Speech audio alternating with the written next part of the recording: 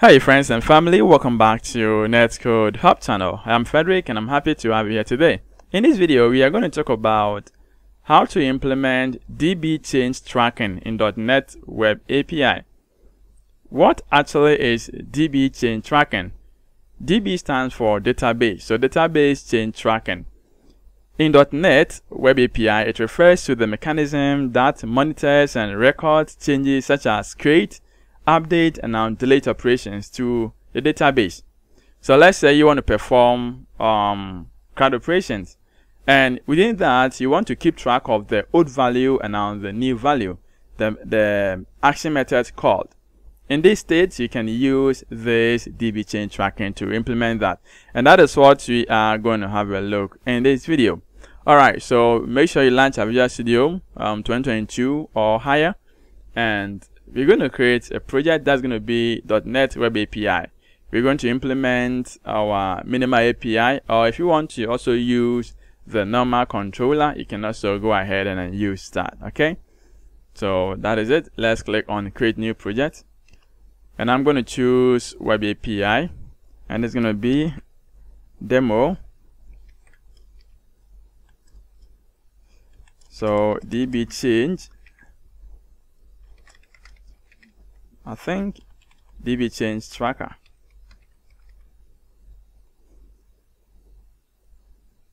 Now click on next, and in here we want to use controllers, so maybe we can decide to use minimal API. Let's click on create. So we're going to create a dummy model to perform this. Now the idea here it is to show you how to implement this change tracking, but not the CRUD. Okay, so let's say I'm going to create a class for this, and maybe I'm going to use a product model. So you can create a class and give it a name that you want with different properties. So this is product. And now with this product model, I'm going to have the ID, name, description, and price. That is for product. Start from this, I'll save this. So let's apply the scaffold to get our CRUD. And so I'm going to right click on the projects and now go to add new scaffolded item, click on that. And now in this, make sure you click on the API. You go to the last one, that's an API with read or write endpoint using the EF core. Click on next. That is an add. And now choose a model, and that's going to be product. Our endpoint that you want to create. So endpoint class, we're going to create one, and that's going to be product endpoint. So that's going to be a minimal API. And now let's choose a DB context class. We don't have any, so click on this to get this created. Okay, now we have a provider, so maybe we can use SQLite for this, and I'll use OpenAPI and also use type results. So we can, when you use type results, you can specify the return type, maybe a results type such as OK or not found. You can specify that as a return. Now let's click on add. Now this is going to install some packages, and it's going to create a DB context for us. It's going to create a controller. It's a very simple one. Okay, this is very easy. So all that you need to do here is to create your model, and that is all. Don't think about your DB context. It's going to be created automatically for you. Your API, minimal API, is going to be created automatically for you. It's going to register your connection, and the only thing that I need to do after doing this is to perform migration. Add migration, give it a name, and I'll update the database, give it a name, and now you can go ahead and run it, and you're going to have access to your CRUD API. So let's wait for this.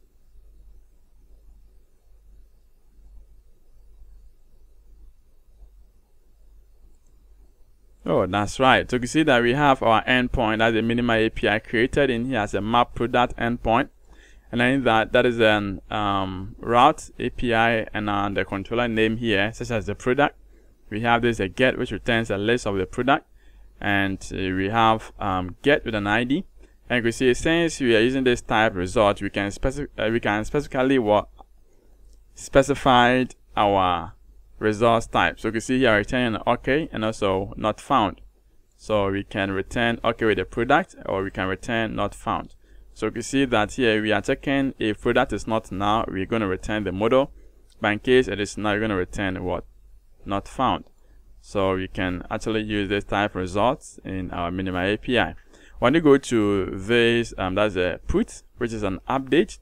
Here we're returning either an OK status or not found status. So you can see from here that we are executing an update async, and in that you're going to return an OK, or you're going to return this. So specifying two options for this results type here means you can return 1. So you can see we are returning 1 in here, OK, or we are returning not found. We are not returning both. We are returning 1 in here, and it's going to work. Okay, and that is for the put. When you go to the post, we are adding, and you can see we're going to add that, and we're going to call this. So in order to track changes for this, what we can actually override here, it is a save changes async, or save changes. So with these two methods, you can override it, and anytime that we create, anytime that we modify, anytime that we delete, we are definitely going to save, and that is why you want to actually keep track of this. Okay, so we can do that from our DB context. So let's quickly go to our data folder created automatically by CRUD folder context. So in order to do that, first we have to create a model. That is what we're going to use to populate it, or to gather this and save it to the database. So let's go to our data, or you can see we have a product in here. I can just create a class, and it's going to be tracker. So within this class, I am going to specify these properties, ID, model name, and that is the model name that we're going to be using. So for example, we're going to be using the product. So it's going to be the product. If in case you have a category, it's going to be category. In case you have any user, it's going to be user. Then we have an action perform. Is it added? So this action is going to retrieve from entity state. Now this state is going to provide us with added, modified, deleted.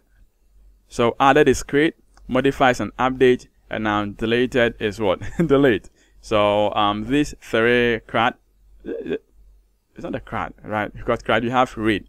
Read is not part. We have this create, we have modified, that's an update, and we have delete. So these are the operations that are going to be tracked anytime save changes is called. And we have timestamp, so you can decide to add date and time that this action was created or called. Then we have changes. So this is going to handle a string of the changes made. So if it's an adding of new model or new record, we're going to have it in here. If it's an updating of new record, we're going to have it. If it's a deleting of record, we're going to have it in here. Okay, so these are the properties that we need in this. All right, so once we're done with this, let's go to our DB context. Since we're going to create a table for this, we're going to make a duplicate of this, and now say this is tracker, and now let's say the same tracker. Now as we're done here, we need to create perform database migration. So we go to tools, then you get package manager, you go to the console, then we say add migration.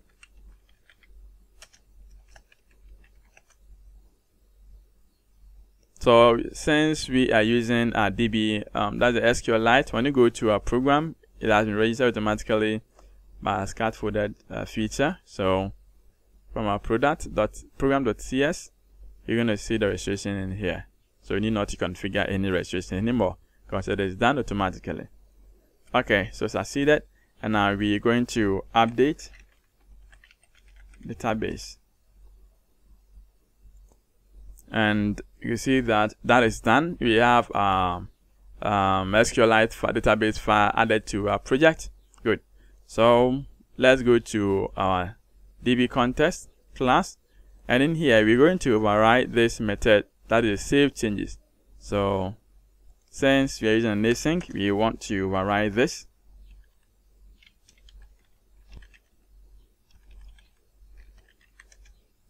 And save changes, because we have about 4 of them.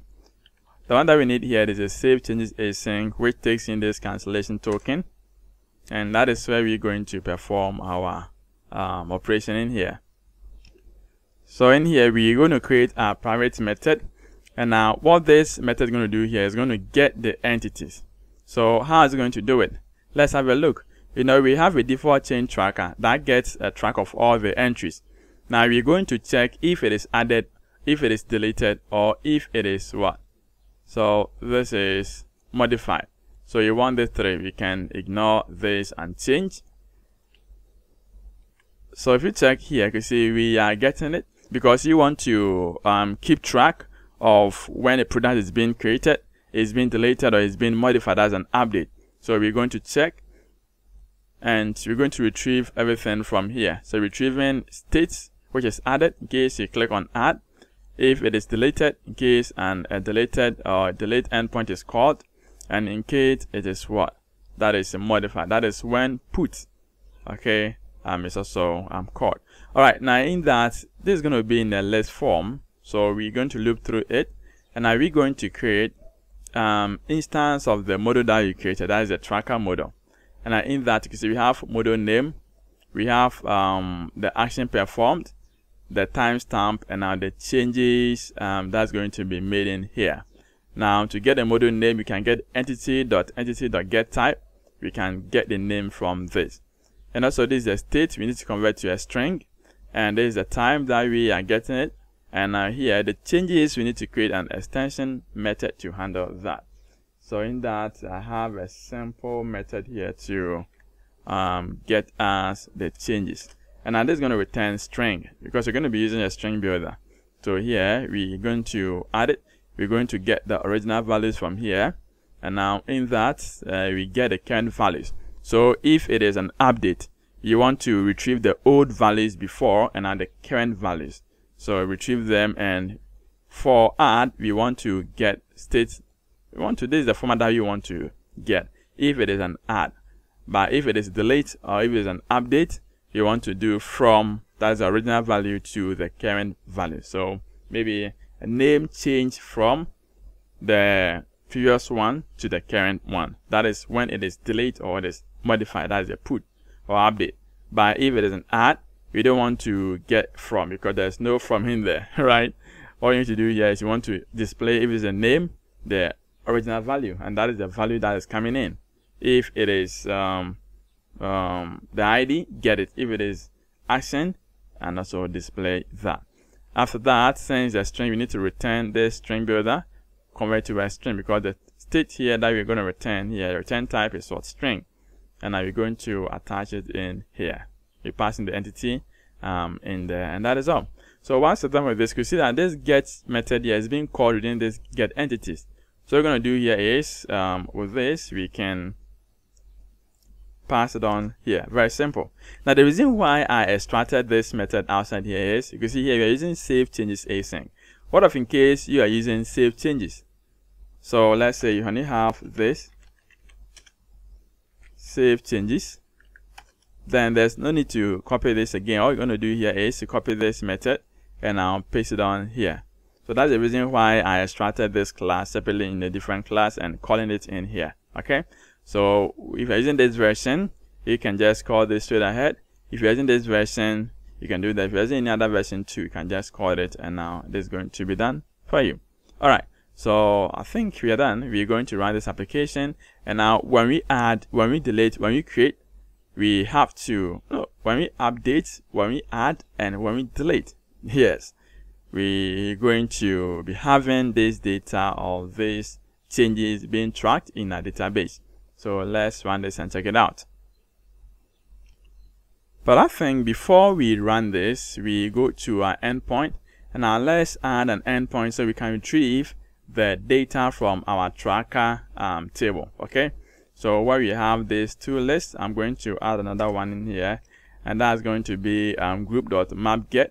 Now with this get, it's going to be /tracker, and we need our DB context. So this is our DB context here. We have to replace it with this. And now with this, we are returning this tracker.to list. Very simple one, and that is the name, and with an open API. Alright, so our endpoint is ready. Now let's try this out. So first of all, get product. No, we have to put it first. Now let's add product. So this is going to be product 1. maybe price. We're going to add this random numbers.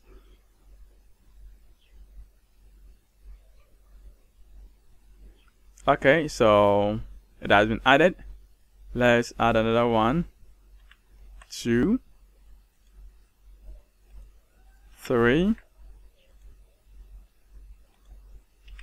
then 4. Now when you go to list, we're going to have all the products, ID 1 up to 4. Now with this, you can see we perform this add. So the state that we perform here is what? Add. Now let's go to get tracker and check this out. So you can see that from here we have the ID of 1. The model name here, it is a product. And now the action performed here, it is added. So we added a product. Now this is a timestamp, and that is a change. So this is the new ID. This is a description. That is the name, and that is a price. You can see we have it in here. Now let's go and delete 1, or let's update. So we're going to update this ID 1. The ID is 1. We're going to say product 1 name change. Price also change to 1000. Click on execute, and now here we are having failed to read products from the request body. Okay, so alright, so the ID, let's do it again. Okay, so that is done. Now let's get product, and I can see ID 1 has been changed. Now since this was an update or modified, let's get a tracker, and here, yes, you can see that we have the action performance was modified, and that is put. And now it was changed from, the ID was changed from 1 to 1. The description was from string to string. Name was from product 1 to product 1 name changed. Okay, and our price was from 10 to 1000. So you can see that the changes here contains the old and then the previous, and then the current values. Yes, the old and then the new values. Good. So we have that. Let's try the last one, that is delete. So we're going to get products. We have 4. We're going to delete product ID 4. Now let's go to delete, and now ID of 4. Execute this. Okay, now let's go to our tracker, and now let's check this out. So you can see this also deleted the timestamp, and now it was changed from 4 to 4. That's an ID. Description was from string to string, and now let's see, product name was from this to that. Okay, so we are having the same thing down here, but this product ID does not exist anymore. So maybe with this you can modify the method in the DB context, and to configure something or display something else in case the action performed here, it is delete. Now let's check if the product is actually deleted. So from this get products, we have ID 4 is no more. Alright, so when you go to the context, you can see from here we are checking if it is added. That is where we are specifying this custom format. But else, so modified and delete is going to handle the same thing. Maybe if it is deleted, you can specify something that you want to display, want to keep it in the database. Yeah. Alright, so you can see that we've seen a way to keep track of DB changes. That is when you create, when you modify, and when you delete. Yes, so that is it for this video. Thank you so much for watching, and hopefully I'm going to catch you up in the next video. Till then, take care.